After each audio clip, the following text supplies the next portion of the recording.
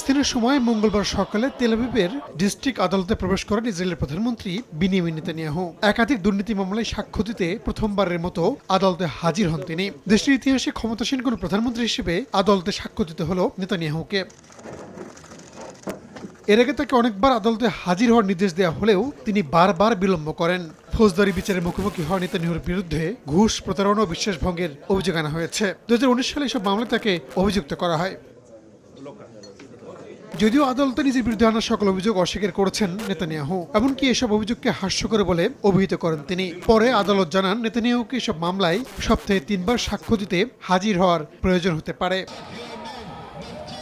এদিকে সাক্ষ্য চলাকালে আদালতের সামনে অবস্থান নেন নেতানিয়াহু বিরোধীরা। তার কঠোর শাস্তির দাবি করেন তারা।